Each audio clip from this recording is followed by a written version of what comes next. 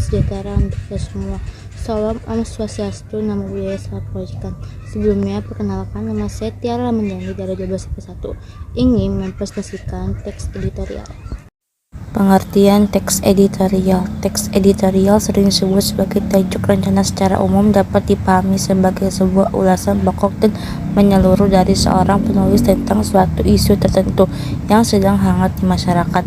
Teks editorial sendiri biasanya memuat pendapat pribadi dari redaksi terhadap suatu masalah secara aktual.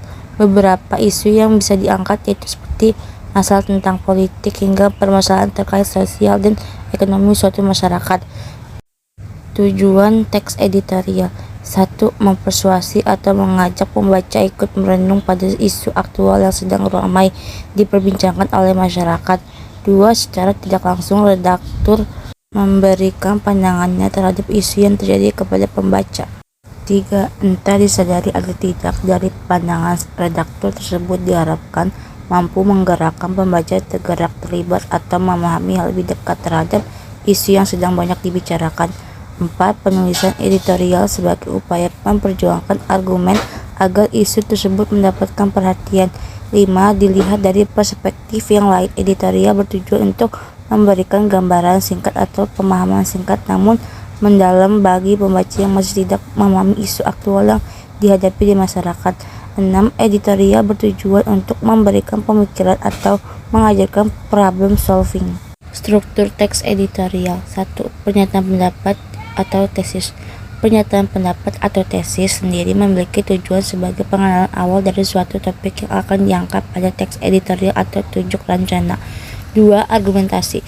Pada bagian ini, penulis atau redaksi mulai memasukkan opini atau pendapat terkait isu yang diangkat.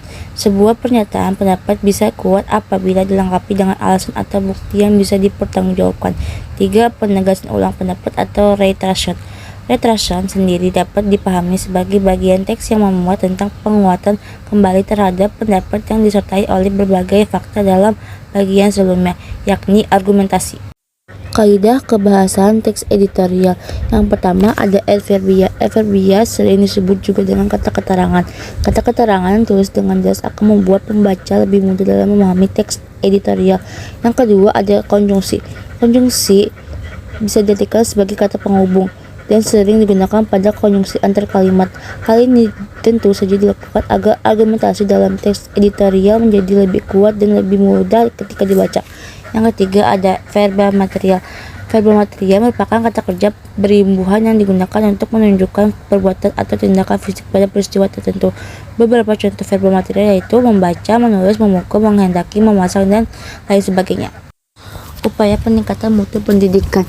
Yang pertama ada pernyataan pendapat atau tesis. Pendidikan menjadi salah satu kebutuhan manusia untuk memiliki ilmu pengetahuan dan menjadi salah satu tanda dari kemajuan suatu negara. Pendidikan yang berkualitas menjadi sangat penting agar suatu negara dapat sejajar dengan negara maju. Namun kenyataannya pendidikan di tanah air belum sebanding dengan pendidikan yang ada di negara maju. Setiap lembaga pendidikan perlu mencetak lulusan yang berkualitas.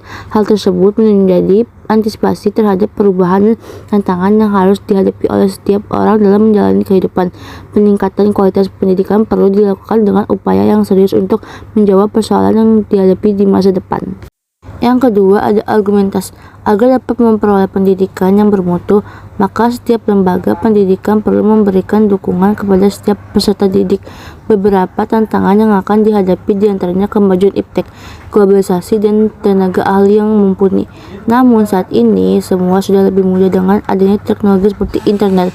Dengan internet, materi belajar dapat dicari dengan mudah. Hal itu juga menjadikan guru bukanlah satu-satunya sumber ilmu. Peran guru pun sudah bergeser menjadi motivator, dinamisator. Yang ketiga ada penegasan ulang pendapat.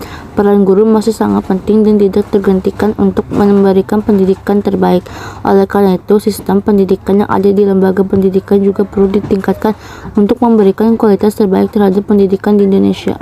Sekian, terima kasih hasil presentasi saya. Jika ada kesalahan mohon dimaafkan. Wassalamualaikum warahmatullahi wabarakatuh.